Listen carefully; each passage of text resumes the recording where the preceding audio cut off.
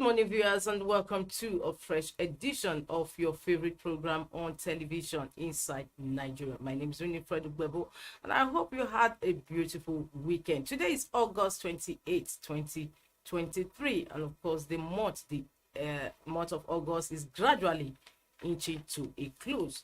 And on that note, we are going to be starting off with a review of papers lined up for your pleasure this Monday.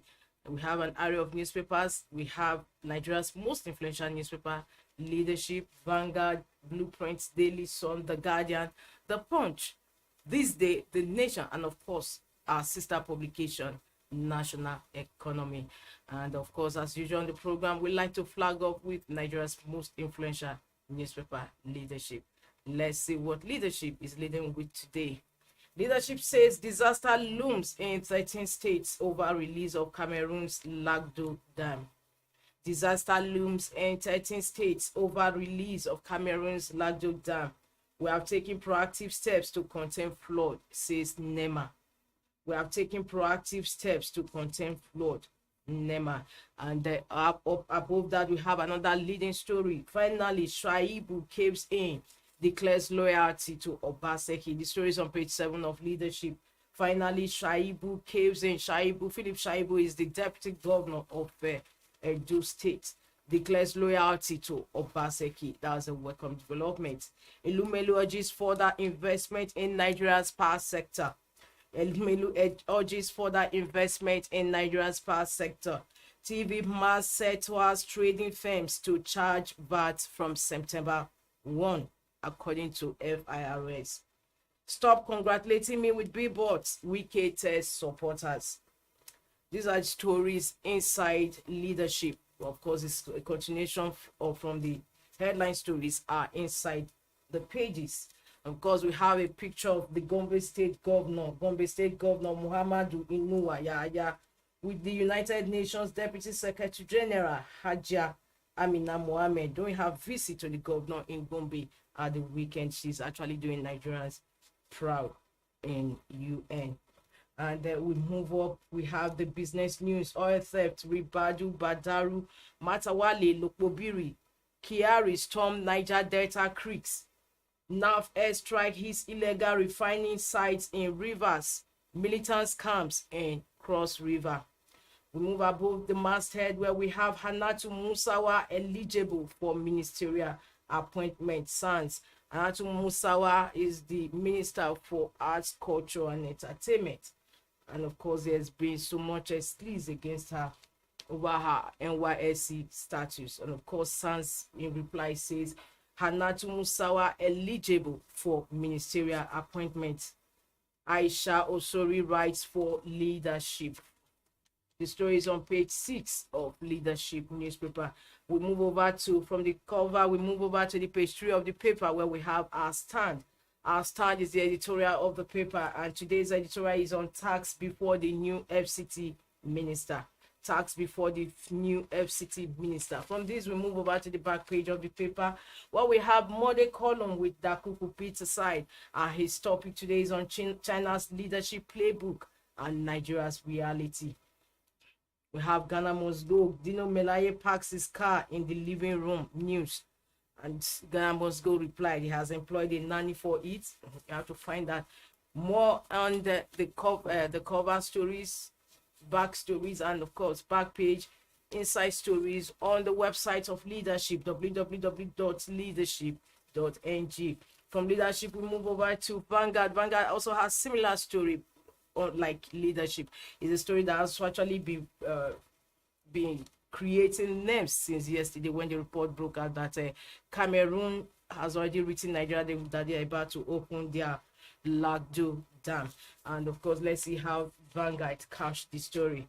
Vanguard says anxiety in flood-prone states as Cameroon opens Lagdo Dam. Anxiety in flood-prone states as Cameroon opens Lagdo Dam. Say they are taking steps to avert disaster. We are well prepared, Lasema. Benue government directs residents to vacate floodplains, evacuate blocked drainages. We won't hesitate to set up IDP camps, Delta government. Bayelsa asks federal government to come to state rescue. Cameroon asks NEMA to take precautionary measures. We've alerted governors it's led for them to take action. NEMA. We have other stories, another subleading story, governors' efforts failing as food imports rise 122%. Deficit hits 4.9 trillion naira. Government efforts failing as food imports rise 122%. Deficit hits 4.9 trillion naira. We have another story beneath that. 32nd anniversary, Edo, Delta, Bayelsa, Osun, Abia, count blessings, set future targets. Stories on page 11, 12, 13, and 25. Edo, Delta, Bayelsa, Osun, Abia, count blessings, set future targets. That is the 32nd anniversary of the creation of the states, Edo, Delta, Bayelsa, Osun, Abia states. From that, we moved to the story above the Vanguard masthead. MBS unemployment report, a fraud, labor employers fume. MBS unemployment report, a fraud, labor employers fume. Stories on page 8 of Vanguard. Supreme Court confirms PSC as body responsible for police recruitment. Oil theft, federal government lost Tantita for pipeline protection. Serap to Tinubu, reverse ban on Vanguard, Galaxy TV, 23 orders from Aso Rock, or palliatives, federal government must encourage positive criticisms, Edo state government. At NBA confab, let's move Nigeria forward, partner for nation building, Tinubu, Elumelu. From Vanguard, we have Daily Sun. Daily Sun is still on this Cameroon's Lagdo Dam release. And Daily Sun says, let's look at the Punch. Punch has similar story like leadership and Vanguard newspaper. The Punch says Cameroon dam opening, evacuates to prevent deaths. Federal government states warn flood-prone communities. The Punch newspaper has leading story on Cameroon dam opening, evacuates to prevent deaths. Federal government states warn flood-prone communities. NEMA advises governors on evacuation. Nasarawa, Taraba set up IDP camps. Orders. Anambra orders evacuation in affected areas. Flood sweeps away to children. How unfortunate. Another leading story on the Punch is servicing debt with 90% revenue path to destruction. Tinubu tells NBA. Stories on page 7 of the Punch newspaper. Of course, we had a picture of President Tinubu in handshake with Tony Elumelu at the opening of an NBA conference. Banks 18 orders fined 125 million naira for late filings. Banks 18 orders fined 125 million naira for late filings. Senators aid, murder cases take time to resolve. Police reply family.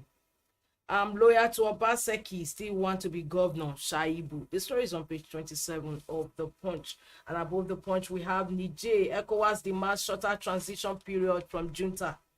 External reserves fall by $915 million after Naira float. Cash shortage. Bank borrowing from CBN hits 12 trillion naira. That's the leading stories on the Punch. For more on that, log on to the website of the Punch, www.punchng.com. From the Punch, we have THISDAY. THISDAY has a different story from the Cameroon Lagdo Dam. THISDAY says Tinubu, Nigeria cannot continue debt servicing with 90% of revenue. Nigeria cannot continue debt servicing with 90% of revenue. Promises world-class remuneration for judicial officials. Senate offers agenda to increase Nigeria's IGR, tackle debt profile. Plans fresh legislation on solid minerals to generate $3 billion annually from sector. Article to Tinubu, tell us how you got into university without primary school. Of course, we had a picture of a governor for Ondo State, Akeredolu, convalescing in Germany. We have the Kwara State governor, Nigeria Governors Forum chairman, Abdurrahman Abdurrazak, in a handshake with Ondo State governor when he paid him a visit in Germany yesterday. We move above that. We have Edo State 32nd anniversary luncheon in Benin. That is a picture story for that. Five states mark 32 years. Reminiscence about journey so far. Above the masthead, Abaseki, our politics must work for the next generation. At Rwanda retreat, Nigerian governors declare effective leadership in high demand in Africa. That's the leading stories on this day. For more on that, continuation, inside stories, inside pages, and of course the back page, log on to the website www.thisdaylive.com. From this day, same story on The Nation. The Nation says Tinubu servicing debt with 90% revenue unsustainable. Tinubu servicing debt with 90% revenue unsustainable. Good pay for judges will lift judiciary, says president. And in quote, the president says, can we continue to service external debts with 90% of our revenue? It is a path to destruction. We must make the very difficult changes that are necessary. Stock market diesel by 22%. While we destroyed vessel laden with stolen crude by Navy. Chamisa protests Mnangagwa's victory. That is President Emmerson Mnangagwa of Zimbabwe has been elected to his second term in office. The Election Commission said Mnangagwa polled 52.6% of the votes cast. And beneath that, we have Indian Prime Minister proposes G20 slot for AU. NEMA alert to flooding over Lagdo Dam opening in Cameroon. Nigeria loses $4 million daily to oil theft, says NSA. Siphoning point found in Abia. Minister Oke's pipeline protection firm Tantita's efforts. Above the masthead of The Nation, we have CCB begins verification of governors, ministers' claims. Agency to collaborate with CBN, NFIU, SEC, CAC on assets. Tax reforms aided 10.01 trillion naira. Revenue collection, says FRS. Tax reforms aided 10.01 trillion naira revenue collection, says FIRS. Family hopeful on suspended EFCC boss Bawa's release. For more on these inside stories, log on to the website of The Nation. From The Nation, the next paper on our menu is Blueprint. Blueprint has the leading story. Nigerian military leaders ruled out Bazoum's return to power. Abdul Salami. Nigerian military leaders ruled out Bazoum's return to power. Abdul Salami says we spent 3 hours discussing with leader of the junta. They insisted if Nigeria fails to restore power, Bazoum won't have access to electricity. Tichani wants border reopened, ask ECOWAS to better people's lives. The story is on page 6 of the Blueprint. Of course, Abdusalami was one of those that was sent by President Tinubu to negotiate with the Nigerian military junta. Of course, it's coming out reports that the military leaders have ruled out Bazoum's return to power. Nigeria's second quarter 2.51% GDP growth rate not inclusive. Waleki. Russia confirms death of Wagner chief Prigozhin. Private sector driven economic growth. Elumelu. Prepare for flood. Water minister warns federal government, states, local governments. Nigeria losing 400,000 barrels per day worth $4 million crude oil. NSA. Federal government lost Tantita over pipelines protection. Stories on page 6 of Blueprint. We move up where we have stories, cartels, cabals working against success of power sector. Adilabu. Our 7 core member minister, I broke no law, Hanatu. Tinubu at NBA confab, tell me when I'm wrong, I'll change. For more on that, log on to the website of Blueprint newspaper, www.blueprint.ng. From Blueprint newspaper, we move over to The Guardian. The Guardian has the leading story on federal government. Is actually an exclusive story by The Guardian. Federal government estimates reduces unemployment on paper. Federal government estimates reduces unemployment on paper amid almost 10 million jobs deficits. Federal government estimate reduces unemployment on paper amid almost 10 million jobs deficits. We have a graphic display there of North America, of all the world countries and their unemployment rates. And it says that global unemployment estimates by region in percentage. Youth unemployment age 15 to 24. Beneath that, we have Atiku asks Tinubu to complain on academic feat ingenuity.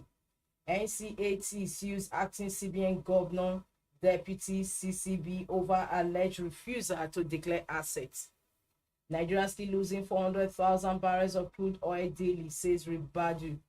We move above these stories to where stories be just beneath the masthead. Nigeria won't service debts with 90% revenue, Tinubu assures at NBA conference. Controversy over relevance of specialized varsities. That is the news analysis, which is on page 4 of The Guardian. For more on these headline stories, inside pages, log on to the website of The Guardian, www.guardian.ng. From that, we move over to our sister publication, National Economy. National Economy is leading with the story, Tinubu's 100 days in office, how to take Nigeria's economy out of the woods. Economist. Tinubu's 100 days in office, how to take Nigeria's economy out of the woods, according to economists. We have other stories, enshrining identification management in betting to curb fraud. Enshrining identification management in betting to curb fraud. Navigating the cost of doing business in Nigeria. The story is on page 12 of National Economy. Why banks should embrace innovation like fintech. Find out why on the page 10 of National Economy this week. For more on that, log on to the website of National Economy, www.nationaleconomy.com. From National Economy, we move over to the paper next on our menu, and that is Daily Sun. Daily Sun says, again, Atiku raises issues over Tinubu's varsity degree. Again, Atiku raises issues over Tinubu's varsity degree. Says he's wondering how President got varsity degree allegedly without primary school education. I'll take that again. Again, Atiku raises issues over Tinubu's varsity degree. Says he's wondering how President got varsity degree allegedly without primary secondary education. Oil theft pipeline protection, federal government laws sustains Tantita partnership. Oil theft pipeline protection, federal government laws sustains Tantita partnership. Ohaneze asks Tinubu to free Kanu. Rosa plans to honor past heroes. Serap gives president 48 hours to reverse ban on Vanguard, Galaxy TV, 23 orders from Villa. Suspense in Benue as Elia, Uba awaits Buba tribunal judgment. NACAT sues acting CBN governor, deputy governor CCB over refusal to declare assets. Crisis looms over planned resumption of APC elected government chairman in Plateau. Federal government abandons 16 billion naira Boeing 737 training simulator in Zaria. Navhis oil thieves as Nigeria loses $7.2 million monthly to vendors in Abia. Just the story before we go, we have the story beside the masthead. Federal government insists on December take-off date for Port Harcourt refinery. The story is on page 21 on Daily Sun. Federal government insists on December take-off date for Port Harcourt refinery. For more stories on this and other inside stories, log on to the website of Daily Sun, www.sunnynewsonline.com. And just before we go, we have the last paper on our menu for review, and that is Nigerian Tribune. Nigerian Tribune also has a similar story on Cameroon Lagdo Dam, and it says flood. Cameroon plans to open Lagdo Dam, writes Nigeria. Flood. Cameroon plans to open Lagdo Dam, writes Nigeria. Federal government activates NEMA to avert disaster. We have the second leading story: hard decisions needed to reset Nigeria's growth trajectory. Tinubu says something says servicing external debts with 90% of Nigeria's revenue can't sustain economy. Address insecurity, improve economy. NBA president charges him. Ilumelu calls for unity for better Nigeria. We have Air Force destroys illegal refining sites in Rivers, kills terrorists in Northeast. Rejected commissioners. Lagos Assembly may hold another executive session today. Ondo cocoa farmers protest alleged destruction, sale of farmlands by government. Due process was followed in NNPCS $3 billion Afrizim Bank loan. Oil theft, federal government lost Antita for pipelines protection. Article raises question over Tinubu's academic records, is a story just above the masthead of Nigerian Tribune. Nominations for open for 2023 Obafemi Awolowo Leadership Prize. For more on this, log on to the website of Nigerian Tribune. Well, viewers, we've come to the end of the first segment of the show, where we review some select Nigerian newspapers. My name is Winifred Ubebo, and I already have my guest, my Monday guest, already waiting for the second segment of the program. Don't go away, just stay tuned.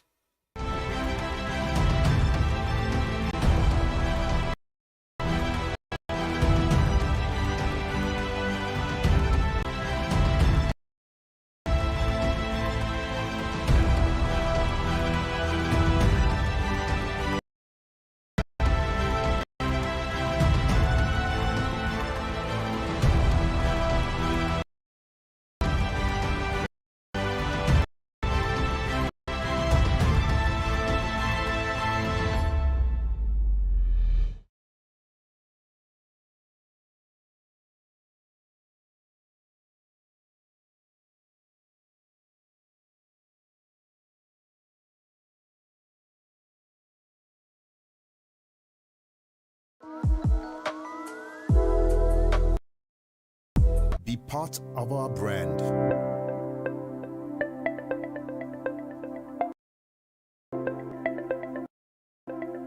Leadership for God and country.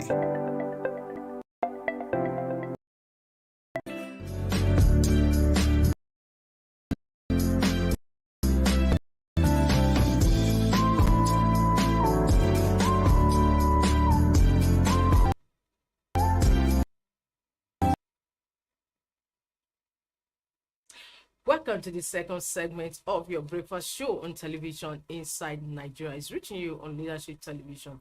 My name is Winifred Ubebo, and of course, I have my Monday guest in the house. He is a political economist and also a public affairs analyst, Dr. Ali Elias. Welcome. Thank you for having me. Hope you had a beautiful weekend. Very well. Okay. Both of us are on black today. Yes, I stand to copy. It's a pleasure to always have you on the program. Thank you. Yes, talking about one of the leading stories making the rounds on some, if not most of the papers today, is the issue of the Cameroon dam opening. The Cameroonian government has actually written the federal government through the Foreign Affairs Ministry that they were going to open their Lagdo Dam. Of course, that Nigeria should prepare. Right. It's something that we have. It keeps occurring every year. Now, how prepared are we? Even though Nigeria says they are ready, no problem. But somehow, it has not taken the anxiety away. Right. It's quite a recurring decimal over time that every time there is a serious rainfall, we will also have the issue of the Lagdo Dam. I recall in 2016, federal government and the authority in Cameroon came together and said they will always inform us if they want to open the Lagdo Dam. And 2019, I think we suffered a lot of. If you remember, 2012, 2012 it was very serious. 2019, even last year. So you last forgot year it was that we even lost last so year. many So it's people, a lot of about so I think it's 72. becoming something that is recurring. Now they have informed us. Now what should we do?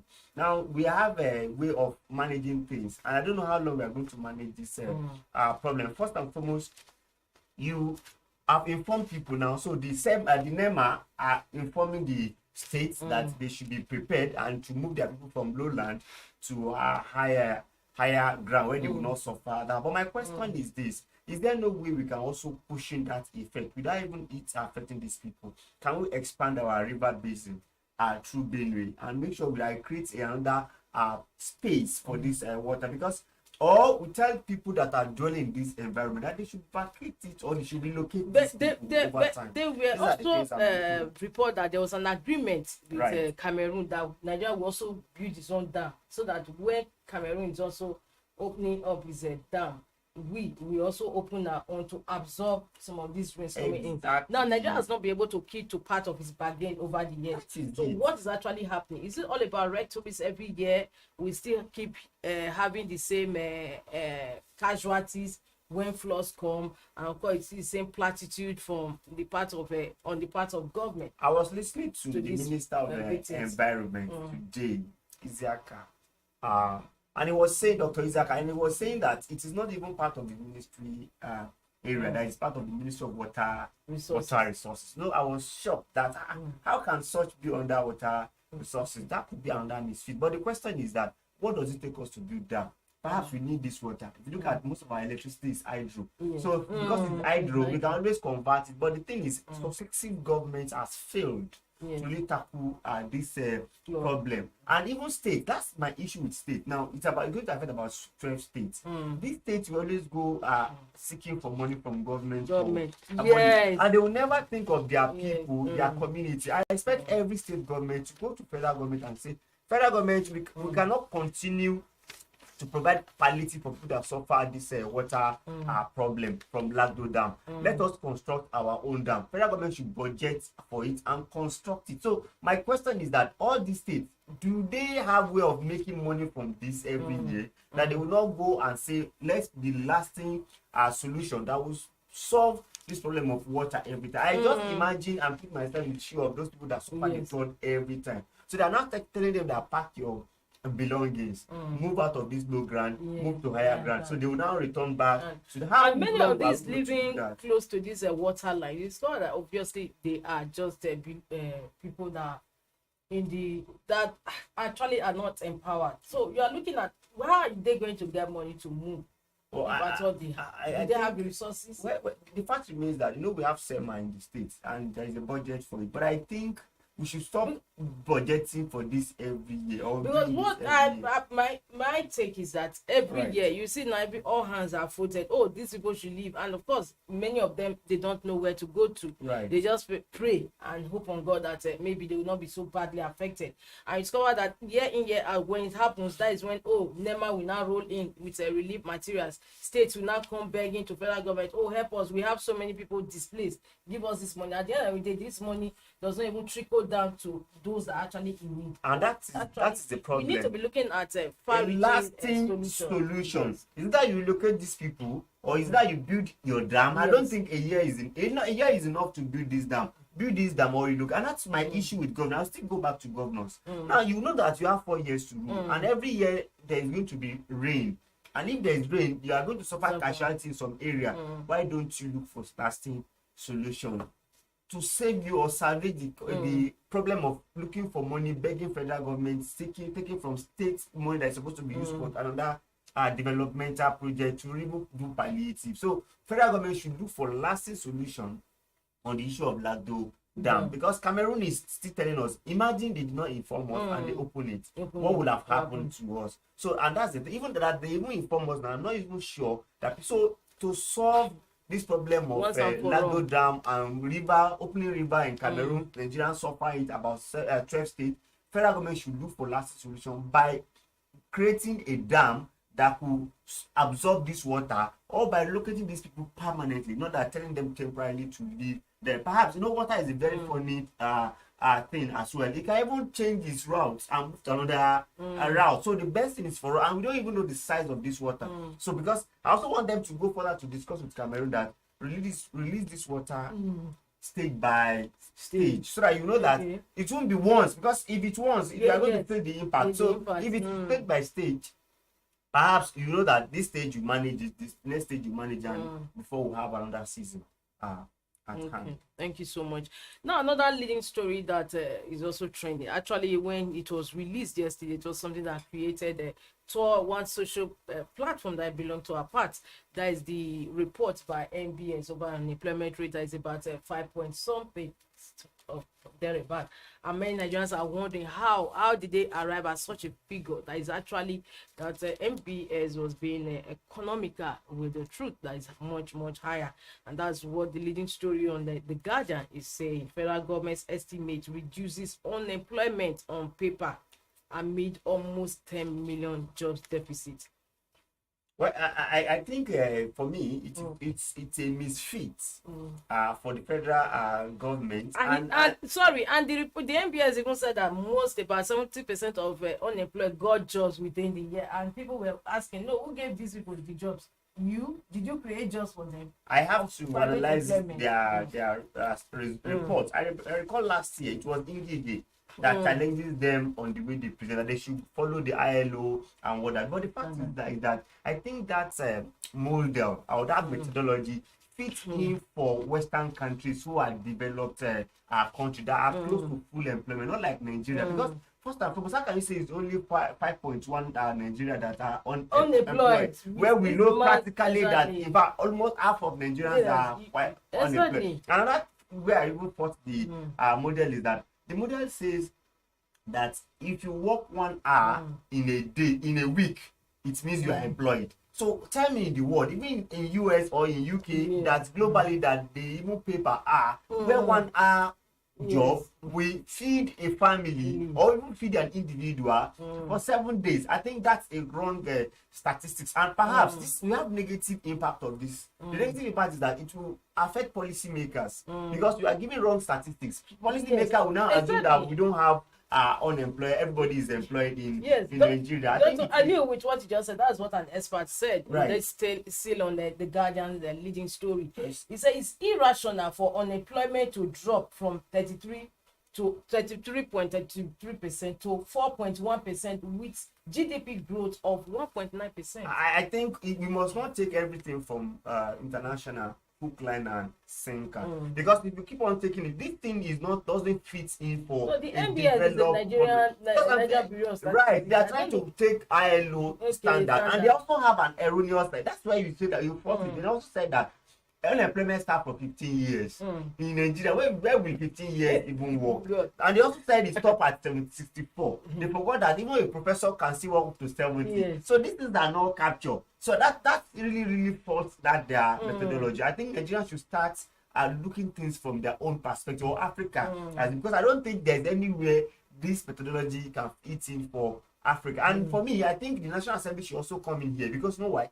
They that are developing laws for Nigeria, it will affect their policy making, it will affect government, it will affect local government, it will affect every area of planning of for Nigeria. It is quite clear that let's even look at the issue of fuel subsidy removal. Yes. It has laid a lot of people off their job, because I cannot be living in Suleja and be coming to Abuja. I trade off about 70,000 naira for transport, and my salary is 50,000. I rather stay at home and be begging people to survive. So a lot of level of unemployment. So, in a political economics language, I want to say this, that this government is trying to play a kind of politics that shows that Nigeria is working, whereby the actual things are not done. If you tell the whole world that the unemployment in Nigeria is 4%, and there in Nigeria we know that we are almost 50% unemployed, it's quite clear. It is. So it's a wrong presentation. Just like what you said, there was a staff that said he took because his car was in Zuba, outskirts of territory.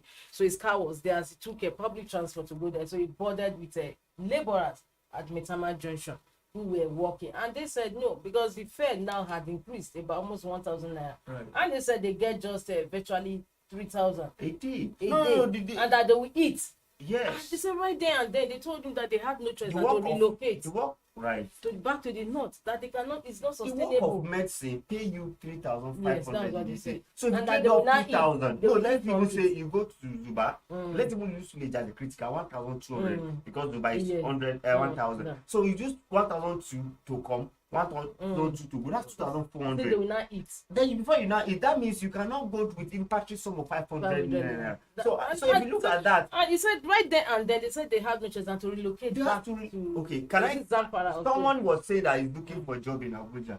It was in Kaduna. So I was now telling him that how will you so? He was now telling him that he cannot even. He has changed his mind from coming to Abuja because he will live in Kaduna Road and coming to Abuja. So how will he even survive? So there's unemployment and it's glaring. So federal government coming to say, or NDS rather, coming to bring ILO standard and giving us wrong On the economy. right. Wow, thank you so much. Last conversation we were going to have is on Tinubu's outing Are yesterday. you sure you don't go to a doorman as well? I'm listening to it. Yesterday's acting in with the NBA, and he said Nigeria cannot continue debt servicing with 90% of revenue. Same leading story on the nation. Now, is it all about rhetoric? So what can we do? We should be You take the words out of my mouth. solution. That rhetoric. Because for me, debt servicing is quite glaring. In fact, it's now more than 96%. You know why? Okay. Dollar was at 4 and something when we are looking at 96%. Yes. Now dollar is around 700, 800 now. So it simply means it's going to increase. So that means we are going to be paying with over 100% of even what's. So the fact now remains that I will agree with him as an economist. If they have good people that are good think tank, there's a lot of things they can do to this debt. One, they can do what's called debt buyback. Okay. They can And how can they reschedule. do that? Yes, debt buyback is very easy. You engage another. Okay, if you are owing IMF, you can engage Paris Club. Paris Club buy up this debt so that we'll be paying you. They will now extend the period of the payment, and the payment might also offshoot increase a bit. So you can do debt buyback. You can also look at rescheduling of debt. You can go back to these lenders and negotiate with them that this is our status as of now. You could see there's a global problem. We want you to give us more moratorium. I think there's one moratorium already that said they will pay. So then you can use debt buyback. You can reschedule. You can ask for more moratorium to reduce your debt, and you can also, because I know the strength of this Tinubu government is to get money internally. You can see that they have removed subsidy, they have increased, they are trying to expand tax level, they have put naira, everything that they are putting money in, they are trying to withdraw from so as to get. So what he's saying in a nutshell is that he will not be borrowing money going forward, and will have to manage the one. So I think they have to like come at maybe the coordination minister of the finance will have to do something that is quite noble to really reduce that, because I'm sure you can negotiate your debt. But there were also reports that this money that they shared to states for palliatives, that it was also borrowed. How true is that? Well, I don't have a fact to that, but I think the money they gave to them is money gotten from subsidy removal. Okay. So I don't think they have borrowed money because they cannot borrow money. The only money they have borrowed so far now through they will say it's them that borrow. They will say it's NNPC. Okay, exactly, African Bank. But it's still federal government, because why will NNPC go and get approval from the president of the country to get that? So I think that's what we can say so far in terms of borrowing. But they can manage the debts. I assure you they can do that properly. Okay. So, but apart from increasing IGR, is there no other way that the federal government can actually, there are other ways. They can also sell assets. They can also sell assets. That's another thing. Assets are giving money to us. No, it does not matter. There are some assets that you can actually sell. It's not all assets that are positively yielding money. They can look at it, sit down very well, and sell out some assets. It can bring a lot of money too. So even they can do privatizations, and in privatization you also rake in more money. But the major one is increasing IG. Then also, our GDP is another issues. You can see that it came out, was it on Friday, that our GDP is down 2.51%. It has reduces, and that means we have lost out. And if you look at the GDP was only through service sector, which is consultancy and others. agriculture reduces, doesn't even give us much. It's 1 point something. Then manufacturing, which is industry, also came down. So we are serious problem. So government must come back and revive our MSME and support our manufacturing sector so that they can contribute to gross domestic product as expected. I think with that we can also generate more revenue. Thank you so much. Now, still on debt borrowing and borrowing debt profile, high profile. You mentioned the NNPCL borrowing that $3 billion Afrexim Bank from Afrexim Bank. Yes. Now, when NNPCL go public, what happens? That's the questions now. I know quite sure that federal government still have the highest highest share in it. But when they have gone public, I don't think they have to go in that route. Now, if you see that what they did has yield some results, because you can see that the dollar is not because that's why I always tell people that our major problem is oil and gas. If our petroleum can be produced locally, we don't have issue with foreign exchange, and that's as just reflected, and that's why they have to go and borrow. But my question is, when that money finishes, what happens? Because that's what Bloomberg said. Would they go back in 6 months? That is going to end. Yes, would they now go back? But within that 6 months, if we can have because a our paper said refinery refinery back, in Port Harcourt, I think that would have solved a lot of problems. Because our major issue is that foreign exchange, and I must tell you that only transportation takes 25%, and majorly what we use for that foreign exchange is oil, which is about 96%. Because what do we have to exchange for?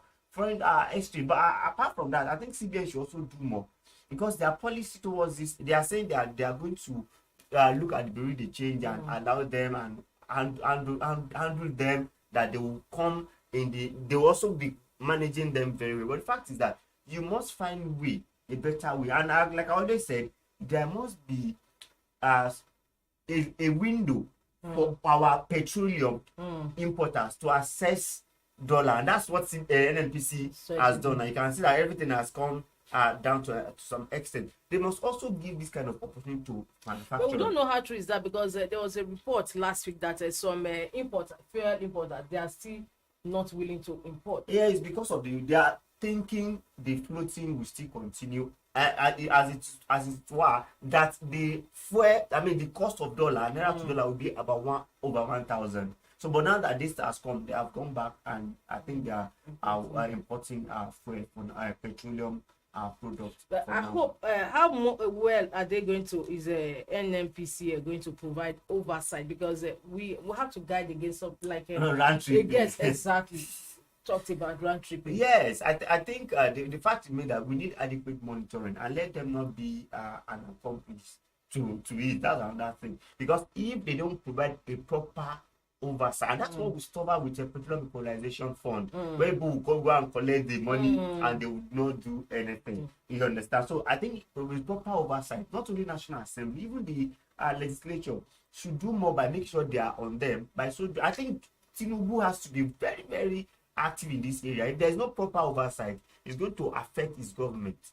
Because now the dollar issues will definitely affect people. Will start crying, and there will not be importation and now that we even import food and everything, so we have to look at it properly. But in just in respect to what we are discussing is what the story is on Vanguard is capturing, that government efforts failing as food imports rise 122%, deficit hits 4.9 trillion. That's the problem. We are not food sufficient, but good of it is that government has declared food security. That's not what they call it. Food security. So I think that would have helped. Maybe they have seen this. That's why they want to go into that. But by and large, what we need to solve here is supply chain. If we have good supply chain for our food and farm produce, I think we will not have this serious problem. And lastly, I saw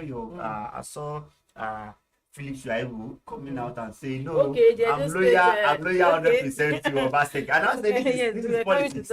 This is true politics. So he has discovered that he has to work with the governor to even achieve his ambition. That's but I don't leadership says finally Shaibu caves in, declares loyalty to Obaseki. I don't. However, the Punch said, "I am loyal to Obaseki, but still want to be governor." You need to listen to what he said. But it was his ambition that is causing this. You need to see what he said. The way he said it, it was quite impressive. That so you are loyal to him. So you try to also play to the gallery. I think which is part of politics. So let's see how the politics comes out. However, because there's been clamor that power should also shift to the south. All right. Or the It's pretty center. difficult for So I him think because that is where they are having issues. I agree that it's pretty difficult for him because where Yes. it's coming from, they have a lot of positions already, so it's quite No, difficult. apart that where he's coming from is our former governor's area. So Yeah. the Obaseki, the governor is saying that no, we should also consider other zone. That's what I'm saying now. We The shouldn't minister be- is from his area. A lot Yeah. of things are from. So I think so. Exactly. For me,